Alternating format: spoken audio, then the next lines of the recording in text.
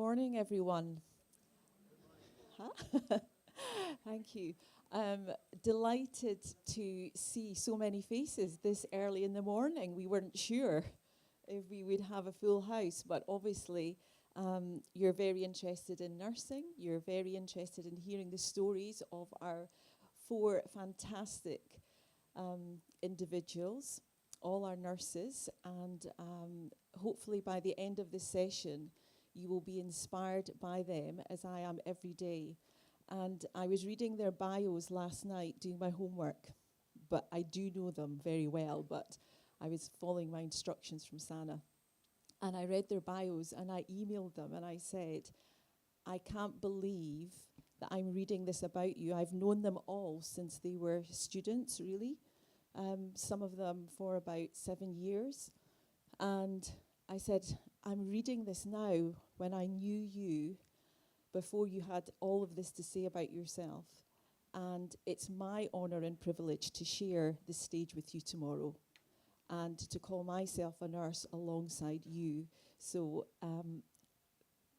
you're here, you deserve to be here, and this is your opportunity to share your story. So I'm hoping that many of you are nurses in the audience, or you support nurses or work with nurses. And as we know, we are the largest health workforce globally. We ourselves as a profession are in a state of crisis. There is a shortage globally. We are challenged by issues around migration. And also we have difficulty in recruiting into our profession in many countries. Nursing is undervalued, and we're here today to give you some insight into why we are an investment, not a cost. You will see a greater return on investment for your country, for your patients, for outcomes, for health, if you invest in nursing. And we're here to think about and reflect on the journey that these four young nurses took with the support and commitment of Wish, who did what few organisations do, and they strategically invested in nursing. And this is the result, the four individuals you see before you. In a world where there is a global crisis, there are challenges, nurses are at the forefront of that. They are in every part of communities, and their contribution can really support, transform, and innovate. And we're focusing today specifically on research and policy influence. So the investment was around offering opportunity for nurses to undertake nurse-led research, and also having the opportunity to be on a global platform influencing health policy. So without much further ado, I want to hand over to the four people you see in front of you. And this is a chance to spotlight their transition. A transition from people with potential. A transition for those nurses who had so much to say, new ideas, motivation, and to give them an opportunity, not for people like me who are at a later stage in my career. My job is to support them, and that's what hopefully most of you will be doing. So, what would we call them? Trailblazers, inspiration, role models, all of those things, and you'll hear about that today. The format will be very relaxed, very informal. This is an opportunity for you to speak to them, hear from them. So we'll start with a few questions. There are no slides, so nobody can sleep or nod off or be on your phones. The only reason I want you on your phone is to submit questions to us, okay?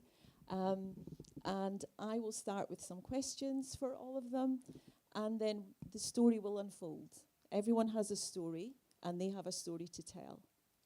So we'll do my few questions just to warm you up, and then it will be over to you. What are your burning questions? Thinking about what they've said to you, and what can we learn? And what we can learn, we can put into practice. And we have one of our colleagues as part of Nursing Now Challenge who have worked with Wish, who is not here today, Amy. And she has a phrase, just one more. And I love that phrase. If we invested in just one more nurse, every person in this room did something different after they leave today, we would see that ripple effect. And that's what's happened here. Just one nurse was invested in again and again and again. And the transformation is phenomenal. The difference is amazing. If we can do that and multiply it, then I think we are going to see a different world, and that's what we all want. So I'm going to quickly give you, please read their bios. Please read their bios. They are amazing. This is Andreas from Barcelona, Faith from Uganda, Sana from Pakistan, but currently studying to be a midwife. She's already a registered nurse. She's studying at the University of Birmingham in the UK currently to be a midwife. And then we had Stefan from Ghana. And they will maybe say a little bit more about who they are while we're going through it. But what they are is phenomenal and inspirational. So, two of them were, I wouldn't say lucky, two of them were successful in securing research funding from Wish to undertake some innovation. And we're going to hear from Faith about COVID and Stefan about digital technology in rehabilitation for people with stroke. And then we're going to hear from Sana and Andreas about their experience in attending the World Health Assembly last year, what that was like for them. And I was there, and we have a phrase in the UK, you're like a deer caught in headlights. And they were a bit like, their eyes were big, and they were like, what shall we do? Who shall we speak to? And they met with Dr. Tedros, who will be here this morning, and I know he's hoping to see you. And they had a wonderful time. And the difference between last year and even now this year here, I can see that confidence. I can see they're owning their own space. And I said to them, your mama, that's me, is very proud of you. You are ready to fly. You have your wings. You are ready to go. So let's hear from you all.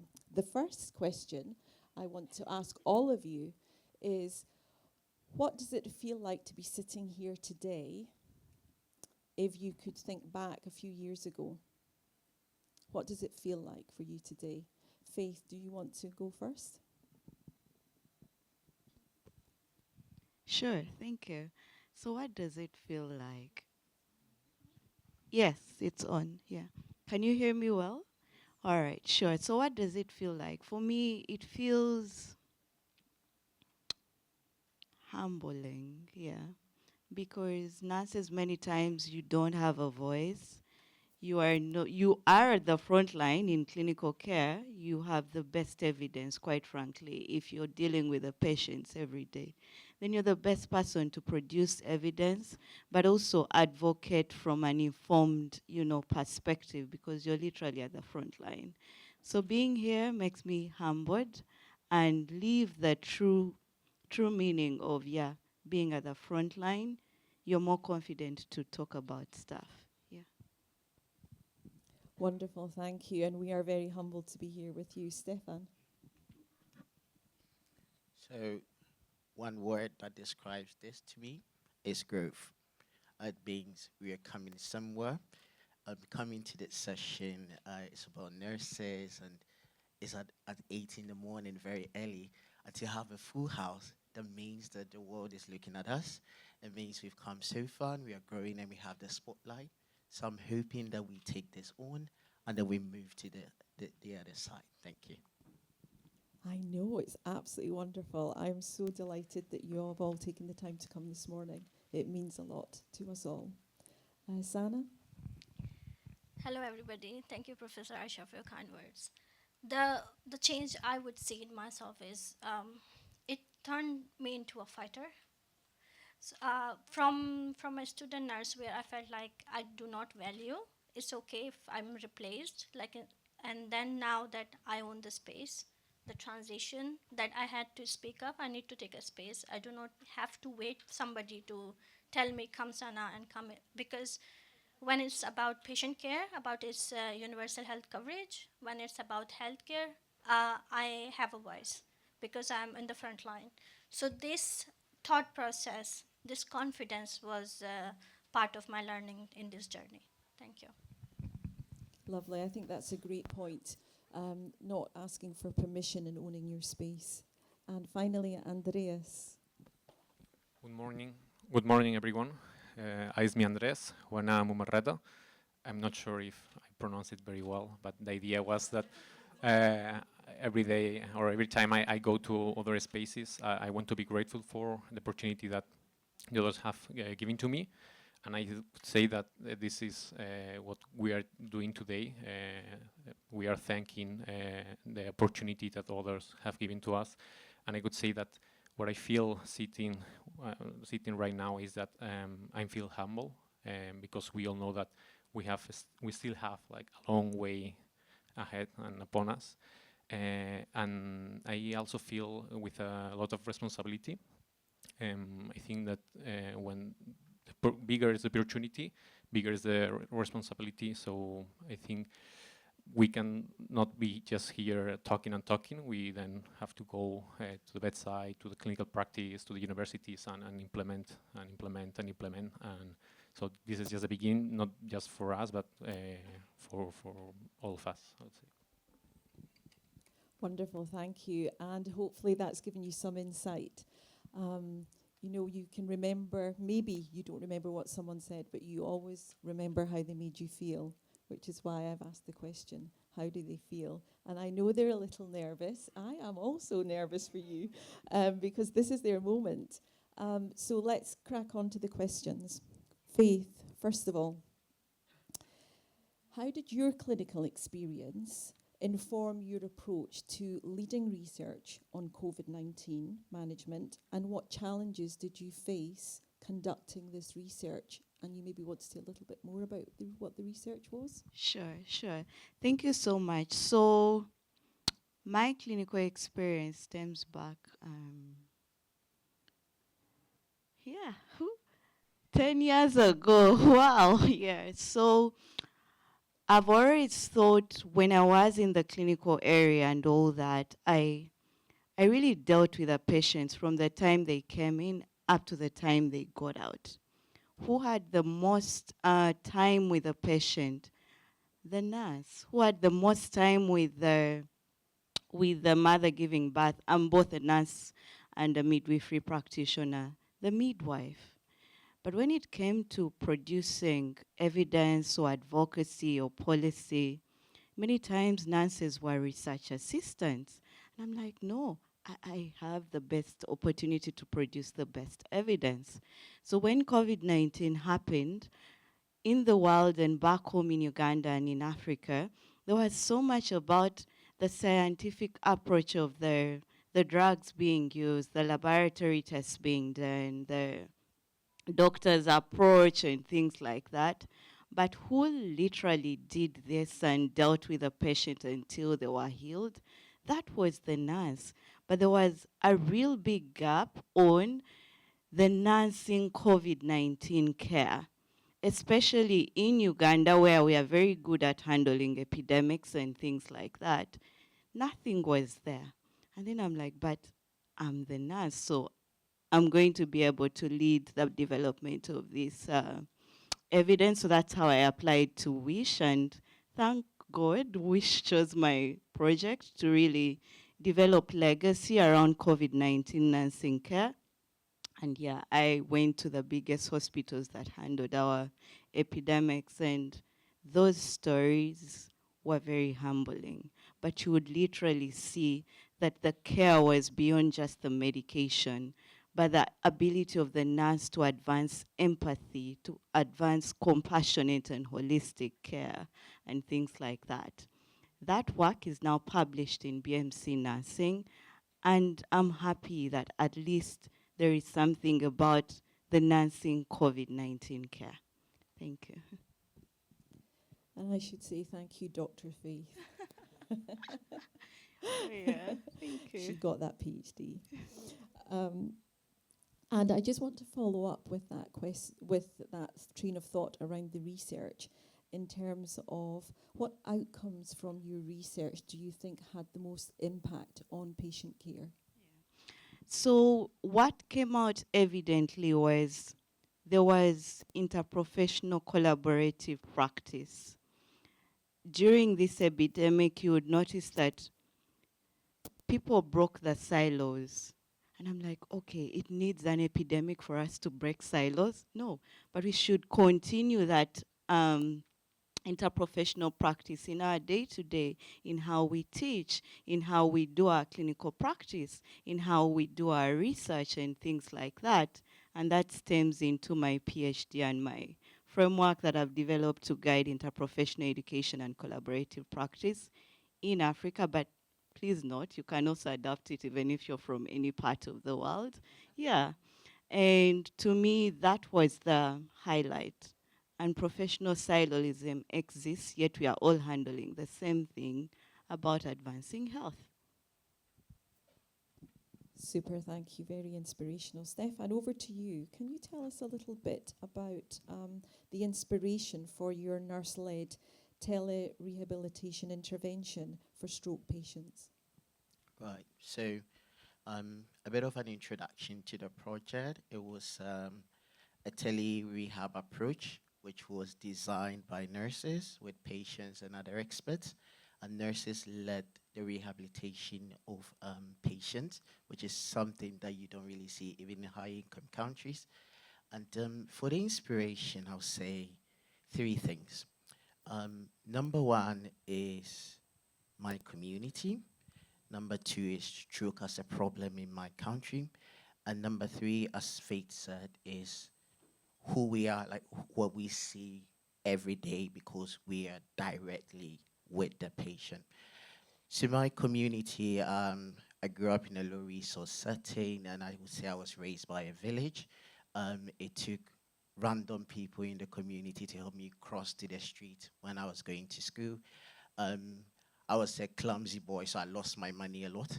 It took the community members to say, hey, take something, stop crying, and go to school and all that. And so it's this same community that are in their 50s, and they are at high risk of stroke in my region. Ghana is standing as one of the highest prevalent countries of stroke. So everybody in Ghana knows at least one person who has had a stroke. Then that brings it down to the clinical aspect. So growing up, I heard people had a stroke.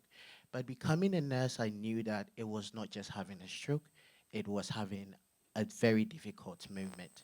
So you have patients coming from long distances to the tertiary hospitals to seek rehabilitation services, which was very challenging, and it increased your patient care navigation burden. So bringing all these together, these are people, so they are not just patients. Then that brings us to humanizing health. These are uncles, aunties who are now in this condition, and this is me in this position. What do I do? And that was the question, and that was the question for all my friends who are on the project, and that was what actually drove us to this point. Wow, that's quite an emotional and impactful story about the reason for the development of this, really thinking about your community at a local level, despite this issue, which is hugely significant and global. And that's what has driven you. It's very lovely to hear that. And Stefan, what advice would you give, if there are any aspiring researchers here who are nurses, what advice would you give to nurses seeking to lead research projects? Because that's what both you and Faith have done. Well, I think it all draws back to the humanization. So, what work do we do, and how important is it for the communities that we serve? So, if you're thinking of research questions, if you're thinking of research project, I like to look at it from the perspective of what touches people more.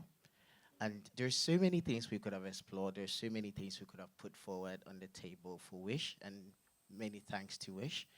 But we wanted to ask ourselves, how do we touch people? And I think that is very critical in asking your research question.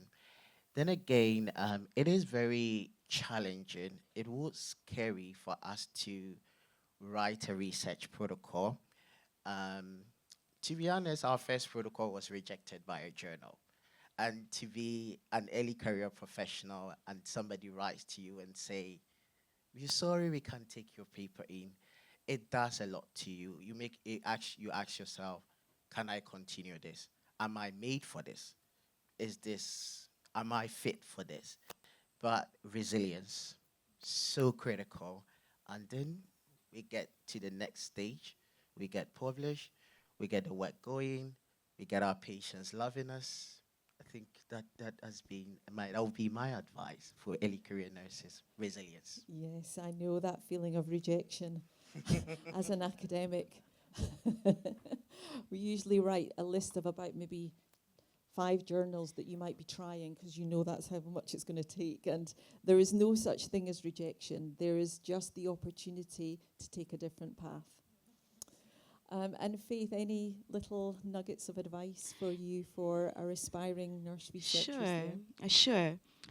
You see, you asked me a question about challenges, and then I'm like, okay, I forgot to answer that one. But regardless, I want to tell a true story. Not that I'm boasting, no. But I didn't face a challenge. And then you ask yourself the question, why? And that's why I want to build on the aspect of investing in nurses, having research and evidence-based generation skills from the grassroots. Back home in my university, nurses, doctors, whoever it is, as long as you are a student, you were exposed to research. You were exposed to, from the grassroots, to learn how to apply for grants, how to write protocols, how to analyze data, how to all that. And this wasn't fully like our curriculum was all that, but there were very many co-curricular activities back in my university many years ago in 2010, right? So I made a decision quite early that for me, I would want to be in research and develop evidence. I took that up throughout my clinical practice. I was always looking for research questions, and things like that. And throughout that, by the time I finished school, I had 2 publications. I'd won some little mini grants, like 2 of them, and things like that.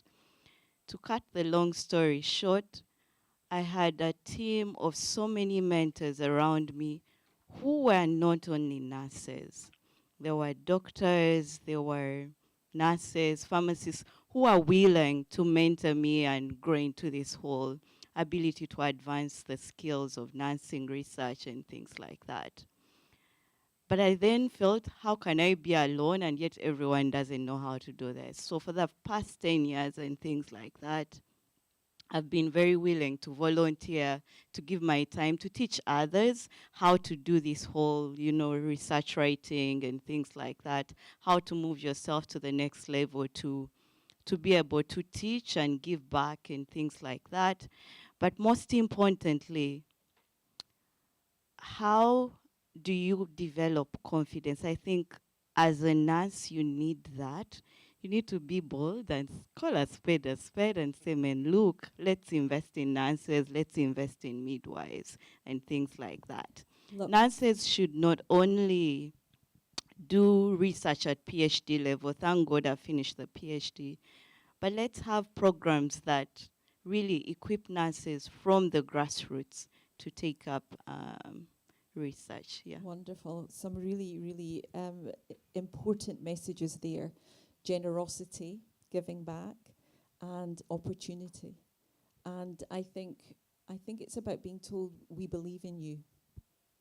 We believe in you. It's as an educator, it's one of the most powerful things that you can tell your students. Because I remember someone saying that to me many, many years ago. And I was like, wow, that's amazing. They believe in me. Okay, we're going to change tack now. We're moving to policy influence on a global scale. And I'm going to move to Sana.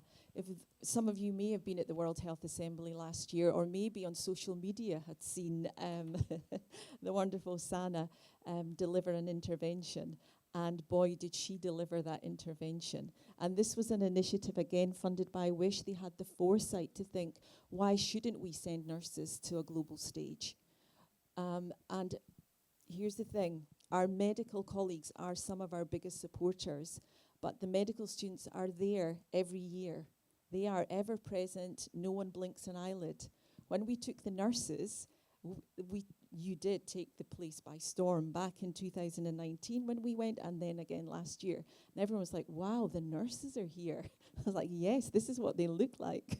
So, Sana, first of all, from you, can you share your experience of advocating for stronger global health policies, which is really, you held the member states to account, if I remember rightly, last year, and Atul Gwanda was there. He was really taking great interest in what you were saying at the World Health Assembly.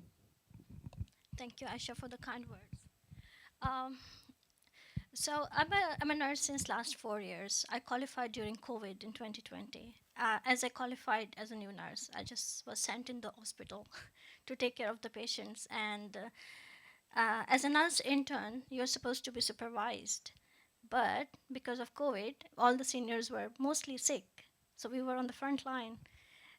That was not a good experience. But I was involved with nursing now, and I can see that the being part of the program made me more resilient, knowing when to speak up when I don't feel safe, also speaking for my colleagues. That time we had this opportunity to apply to go to World Health Assembly. Applied for it just before 2 months before COVID came. We knew that we are going, and then the pandemic actually hit in February, and then everything was cancelled. I was shattered. I said, okay, this is it. And then fast forward, I must say I had to leave the bedside for 1 year because I couldn't get the 2020 experience, the pandemic. I had to leave the bedside and go and work in a community in rural setting in telemedicine. Um, then I rejoined the bedside, and then the we got an email last year that we are going to World Health Assembly again, and this time a smaller group of nurses. I had no idea that I am going to present an intervention there. This was not planned. I was not informed. We didn't know. We just went there to see how the system works. Because being in the bedside, we were never part of any policy making, in any decision making table. Even our managers kicks us out from the room if they have something to discuss. Can you go and sit outside? So I said, this is the time. We went there. Of course, the intervention which we presented in a strategic roundtable for call of action from the ministries for investment in nurses and midwives. But that was the highlight, but it was a whole experience, it was a whole journey. We had sessions, we met with Chief Nursing Officer WHO, we met with the health workforce. We had sessions, 1 hour each, with each of the departments where they taught us how they work, what they work on.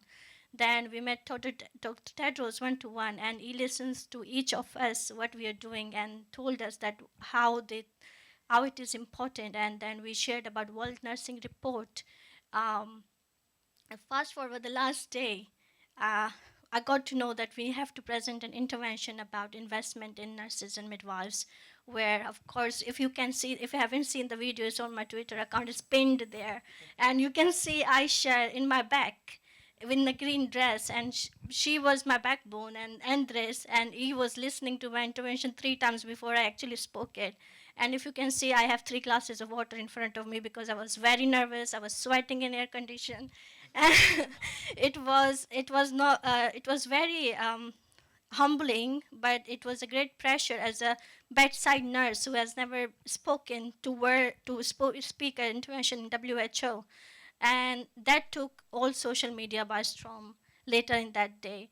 And because we were talking evidence there, we have in evidence that 6.6 million nurses. In 2016 it was shortage of nurses, and we are the largest workforce. 59% of health professionals are nurses and midwives, and more than 48%, that's in Canada, and also in UK 35% nurses leave their profession before they reach the age of 35. They leave the profession within the 10 years of being registration. That was my story. I was going to leave nursing once I qualified, but because I had the platform like Nursing Now and the investments in organizations like Wish, I was empowered enough to gain my resilience and go back and then educate for the change which was not there, to question the health status quo, to question the incivility in the bedside, to be there in the table. If you're talking about my patient, I am there because I'm their voice.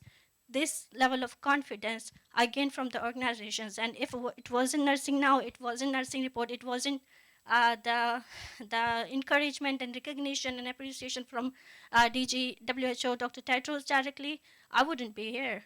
And now, because I got these exposures, I go back and then advocate for other young nurses. I was the Nursing Now lead for the EMRO region, Eastern Mediterranean region, for 4 years. Now just stepped up as co-chair of the whole program. And we have started research series for young nurses, leadership development for young nurses, and we share every opportunity with them which comes across that you need to go and apply. Don't have that imposter syndrome hold you back that you can't do it because you're on bedside. We believe in leadership at bedside. I don't believe leaving the bedside to go and do something bigger, because you can be big at the bedside, giving direct patient care with evidence.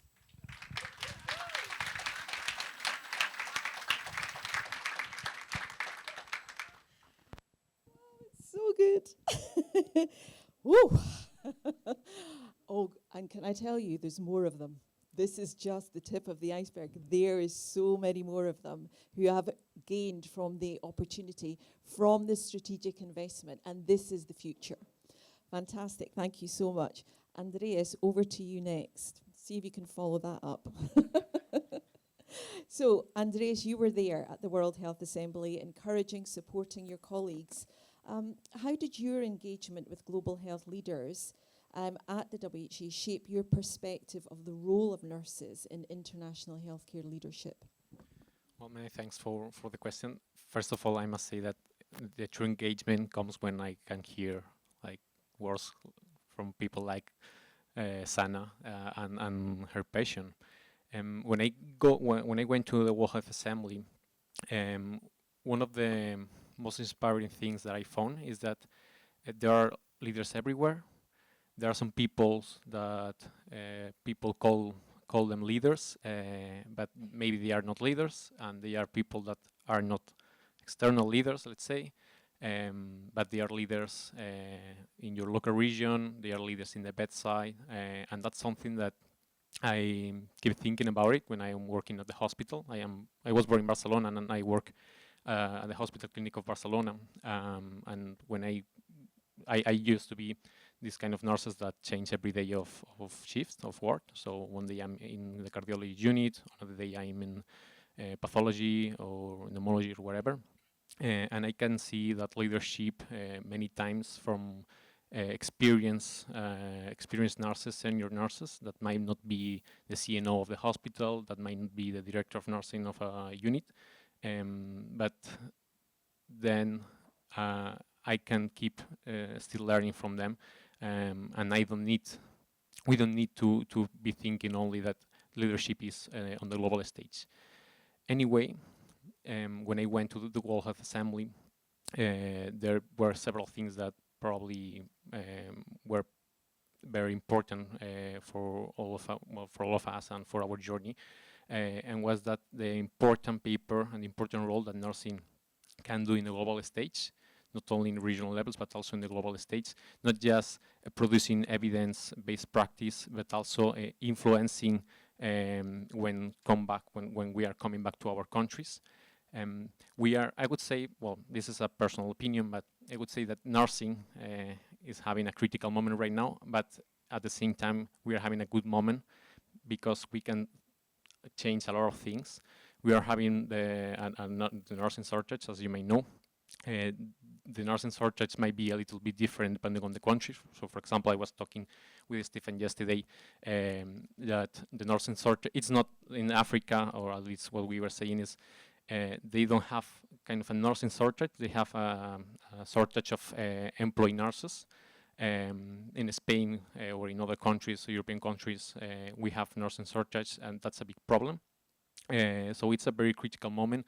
A lot of nurses, because of the high burden they are leaving the profession. I have several friends from a university that are not working as nurses, even though they got graduated a couple of years ago. So we are living a critical moment, but at the same time, and maybe because we are young, or at least what I used to say to Aisha is that from this group I am the baby because I am the youngest. But maybe because we are young, we are very passionate about all the future that we have upon us and all the work that we can do. And when I have the opportunity to come to these kind of events or to speak at the university, and some other nurses who have the same passion to change things, the same passion to influence his friends or to influence in the bedside, I don't never want to miss the opportunity to influence them, not because I am a leader, but because I share the same passion. And there are not so many nurses that maybe want to involve in research. So when you find one, don't don't lose it, please. Yeah. And this cannot be done without support. That's something that we probably know very well, and that's something that we should take into account. If we don't have the support from our professors, from the teachers, from our CNOs, nursing coordinators, or some other global health leaders, this won't continue. And ultimately, the ones who suffer most are patients. As we were saying, nurses are at the bedside, and patients are in direct contact with us. And just to say one comment, the last comment, sorry. Just to say the last comment, I read a book a few weeks ago called Taking Care from Sarah Di Gregorio. I think she's a journalist, I think. Yes, journalist in New York. We've had her as a guest. Yeah. Yes, in our So network. I read her book, and there was one thing that I read it that I had never thought about it, is the following. Nurses are the people that are with you in the very first moment when you are born, are probably the first people that taught you, and are probably the last people that taught you when you are dying in palliative care. So that's something that we need to think about it. Wonderful, thank you. And if you haven't read that book, I'm not on any commission. It is a very good book. And she says, if we don't invest in care for nursing, then we are not investing in caring in humanity. Over to questions from the floor. There are lots here for you. So we have got, I've been a little bit remiss on the time. Very quick, rapid responses, please. How can we create networks with experienced nurses who wish to empower local nurses and share experience? Who would like that question? You've got 30 seconds. Thank you for the time. I think that it's important we now have very connected platforms like Nursing Now, and it is important that we are aware of these platforms. There's also the WHO nurses and midwifery platforms, which we all come together. So from there, especially with the WHO and from the Nursing Now platform, I have been able to meet all these amazing people. I have, hello Ahmed, can you wave to us? I have a friend from Egypt and he's a nurse, and we have a whole other friends around. And this is why technology is so important this moment. We get to get connected. So I hope after here, we all come together, we all share platforms, and then we leverage technology for that extensive networking. Wonderful, great. Strategic networking. There's a great Harvard Business Review paper on that. I teach it to my students. That's what you want to be getting done with. Great, thank you. Next question. How do we increase nurse aspiration to lead research, and how do we improve nurse research career pathways? Oh, it's quite a big one. So let's focus on the first bit. How do we increase nurse aspiration to lead research?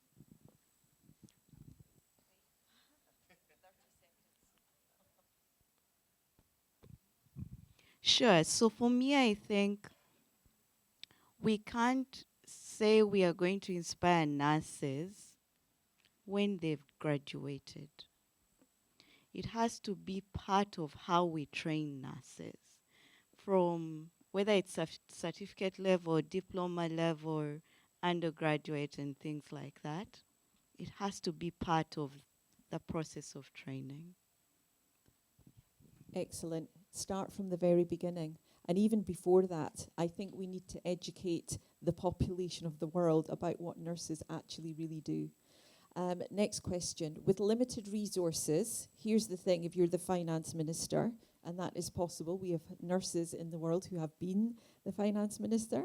With limited resources, what should be the top priorities when investing in frontline nursing support? Ooh, 30 seconds.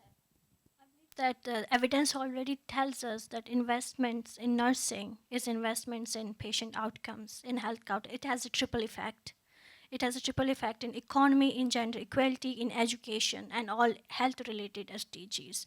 So, and the nursing care is one of the low cost. So, in strengthening primary care, improving nurse and midwife-led services in the promotion and prevention level will decrease the burden on tertiary care levels drastically. This will save money. So investing in primary care, investing in nurse and midwife-led clinics, investing in nursing educations and leadership development of young nurses will decrease the burden of the disease and decrease the cost of healthcare overall. That's the evidence there.